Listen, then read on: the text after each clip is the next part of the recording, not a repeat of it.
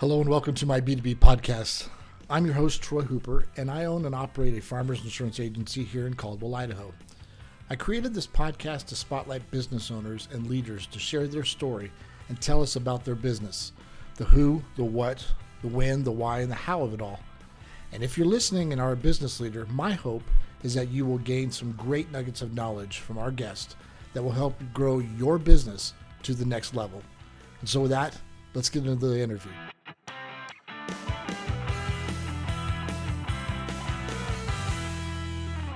Hey everybody, welcome to another edition of B2B Growth. It's your story. This is Troy Hooper, and I get the pleasure today of talking with Tyler Wixom of American Music. Tyler, how are you doing today? I'm doing well, thanks, Troy. We're going to just start off right off the bat. What's your story? I mean, did you grow up in Idaho, or how did you get here? Yes, I was born at Caldwell Hospital, so I am a true Idaho native, which are sort of like unicorns around here nowadays. But so I was born in Caldwell, and then my parents lived in Middleton for about the first 6 months of my life before moving to Caldwell. And I spent most of my childhood growing up on Canyon Hill.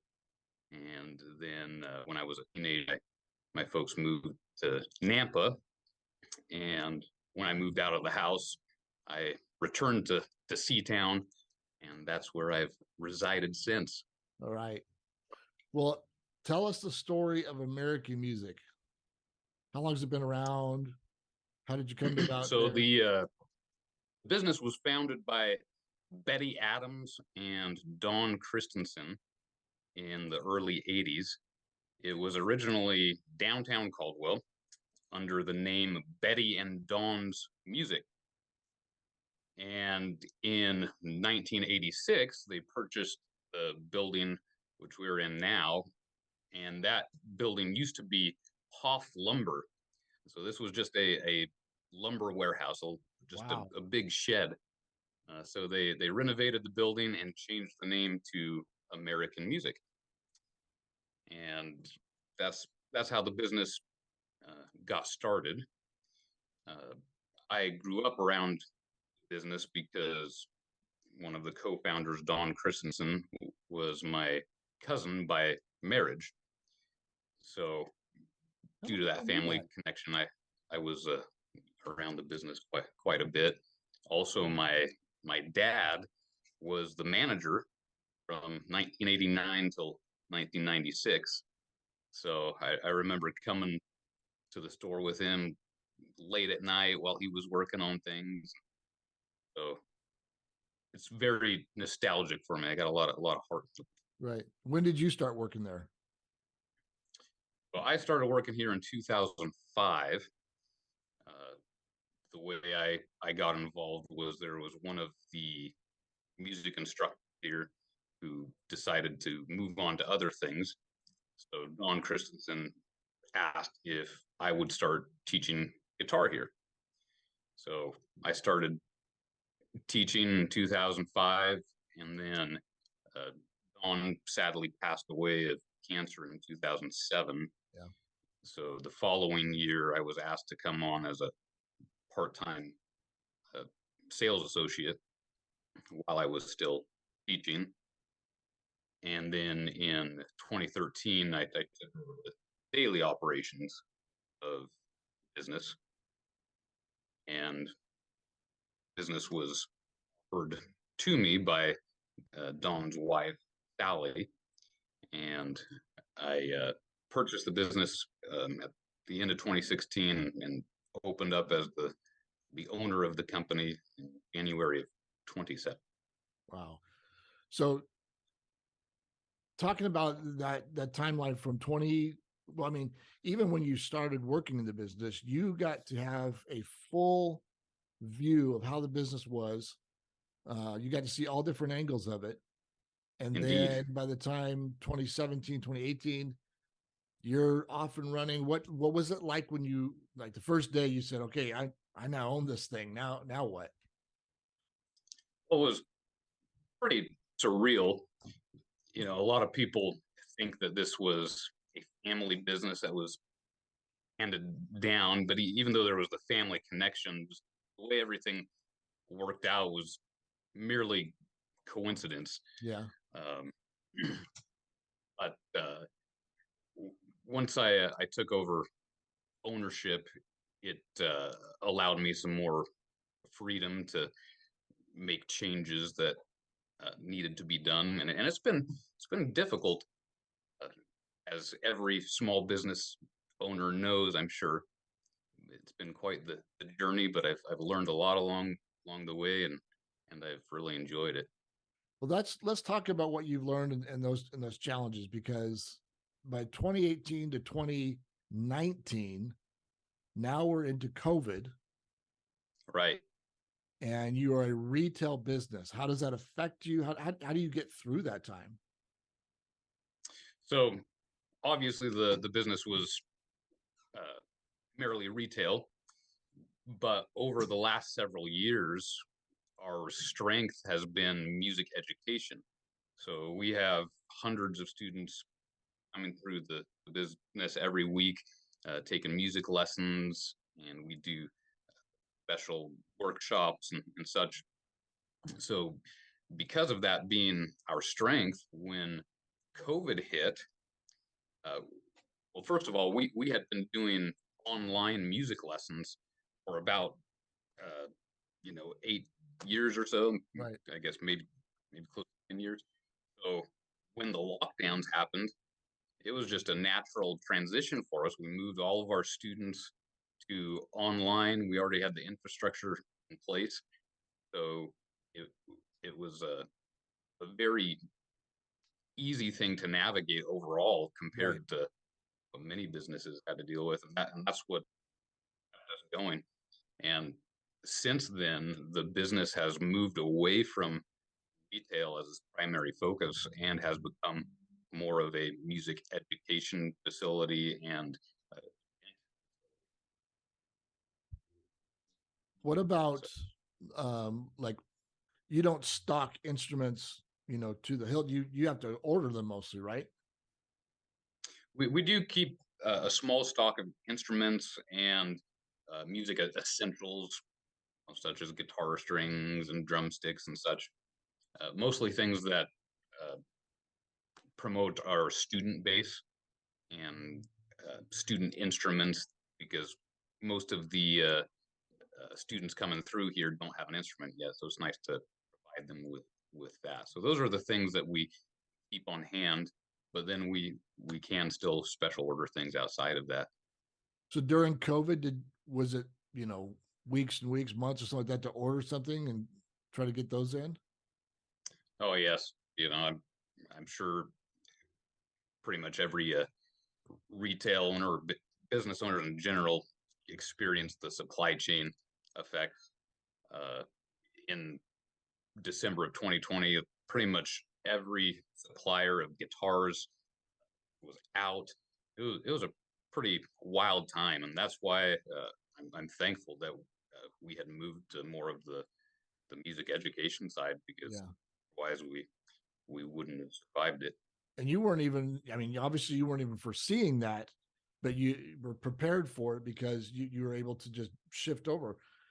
The difference, because I see that there's a difference obviously between American music and any other music store in the Treasure Valley, because other ones might focus more on having inventory, where you're focused more on education and music. Do you work with schools too, or what? We do. We offer rentals for band and orchestra instruments. We don't have as large of a rental pool as some of the stores around here, but we still do offer that, and we offer other services to the schools, sound technician, uh, and such. Yeah. So what kind of challenges then do you face in your industry? Well, obviously, the largest challenge has been navigating the retail landscape, because it is ever changing. Yeah. So making that transition from a brick and mortar retail store to, again, this music education center, that's been the largest change I've seen. And retail in general is still trying to figure out how to manage all these changes with the prevalence of internet sales. In our industry, you've seen drastically declining margins. So learning how to adjust accordingly. Yeah. What about Not been employees? the easiest thing to do, but with God's help, we've managed. Yeah. What about employees? I mean, it's a different landscape there because you're not dependent upon the walk-in person who comes in and says, "Today I'm looking for a ukulele." Um, what kind of employees do you have working in American music So then? we do a lot of subcontractor work. Uh, so for advanced repairs, we have technicians that we work with that are not full-time employees. At one point, we did have full-time employees, but as we moved more to the business model that we are now, uh, wasn't a need for that. So we do a lot of subcontract. Okay. So what's changed in you as a small business owner? I mean, what are some of the things that help you grow? Well, this business and myself, I'm a devout Christian, so that has always been the focus in my personal life, and that has carried over into the business. Since this business was founded, it's always been thought of as a ministry first and a business second. Right. So we strive to honor our creator through the skills that he's given us in this field. So that's really my focus all around is trying to just honor God and all that we do. Absolutely. That's awesome. So do you read a lot? Do you are there other business owners that you look up to and say, man, that guy's got it going on, or what? I'm a big time reader. Uh, Obviously, with my faith, the primary book I read is the Bible. So many of my business principles are biblical principles. So that's the number one source. Outside of that, though, I'm a big fan of Gary Vaynerchuk. Okay. I think he has a lot of good advice. I've read his book Crushing It, great book. Uh, Dave Ramsey has a book called Entre Leadership that I've read in the past, and that has a lot of good advice. So those are a couple other guys that I try to get some wisdom from. Yeah. So you grew up in Caldwell. You love being here in Caldwell. What do you like about our city? Well, with as much growth as we've seen in the last several years, there's still that small town vibe. Uh, I can go pretty much anywhere here in the city and run into somebody that I know. So it still has that close knit feel. And since these are my stomping grounds, obviously I have a natural love for the town because of that. And there's a lot of nostalgia here. It's also been great to see what the city has done with the urban renewal over the last several years with Indian Creek Plaza and all that. It's been exciting to see uh, the growth that's happened. And Caldwell's doing some great things, and it's just awesome to be a part. Yeah. What what have you seen? You know about your city. What about the industry or just other businesses and leaders that you've talked to? What is probably like the number one challenge that you've heard out there? It's hard to pinpoint the number one challenge all around because I think things are just so specific to the industry that you're in.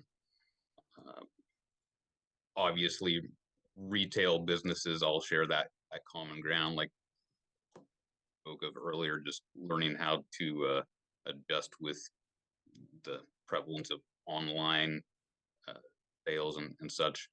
Right. That's probably the number one thing I would say. Uh, the transition from the brick and mortar to online, and knowing how to balance those things. Right. And so when you talk about online, what do you do for marketing? How do you market your niche? Because if you're not marketing necessarily a retail brick and mortar, how are you marketing your business? So we obviously promote a lot on social media, but with music education being our primary focus, we have online booking for lessons. So we get a lot of new students through that. That's the main thing that we market Yeah. online. So are you noticing even a shift on the online side for marketing too, or what? Yes, you see these new social media platforms popping up. TikTok is obviously the latest, and just seeing the changes in how you can market on that, organic reach on posts versus paid advertisements. Yeah. So you're seeing constant changes in that. Yeah. I think that for a lot of retail businesses who didn't shift their focus and they were dependent upon a walk-in type business, that if they did not get on the bandwagon and say we've got to shift with this, that they suffered, pretty heavily Oh, during. absolutely. And that was uh, one of the things that was the silver lining of COVID, that it forced many businesses to join this internet age and be innovative. And thankfully, again, we already had our feet in the water a little bit.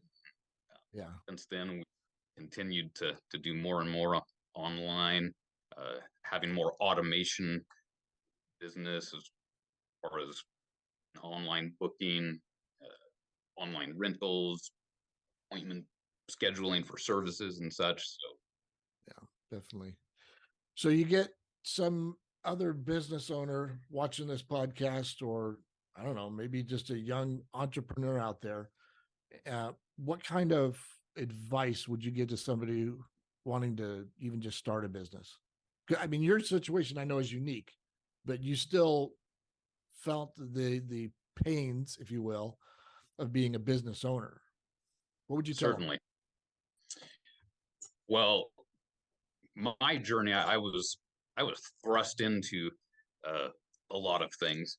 So I would say if you're looking at starting a business, take some more time to prepare, uh, make sure you have a solid plan in place, and try to have as much capital as possible.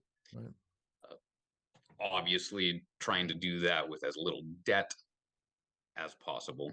But that's one thing that I wish I would have done when I started, is have a little bit more of a cushion financially, because there were a lot of struggles in the beginning stages, trying to keep your head above water, as I think most small business owners deal with. So Yeah. I would say just preparation, seeking lots of counsel from business veterans. Um, and again, with my faith, I say depend a lot on God, and be in prayer for everything that you do, and consider His will and everything. Right. That's good stuff. Well, I'm gonna ask you to do something real quick because it wouldn't. I don't think it would be fitting if I didn't. But that guitar behind you, you should grab it real quick and give us like a 30-second. This is Tyler Wixom type on the All right. guitar. Well, I certainly wasn't expecting this. I don't even know if this thing's And tuned, I but mean, dude, yeah, we'll find out. I remember meeting you for the first time here at the business too. It's probably around 2008. yeah, In fact, I'll have to show this for our viewers, because I remember when you first came in the store, you I think you were looking for a bass amp, or a bass or something, and you gave me your number. Um, and so this is still how I have you in my phone since 2008. I don't know if you can see that. Troy, American music bass player.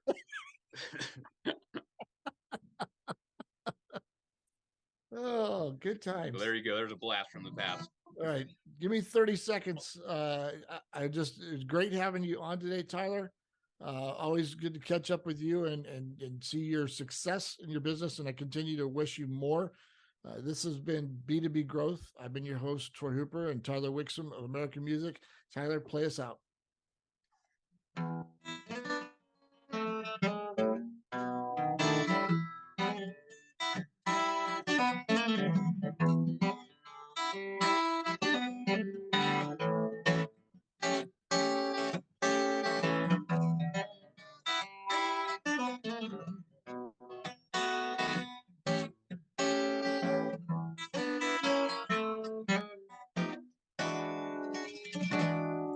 Perfect. Thanks, Tyler, for coming on Thanks for having today. me, Troy. You bet.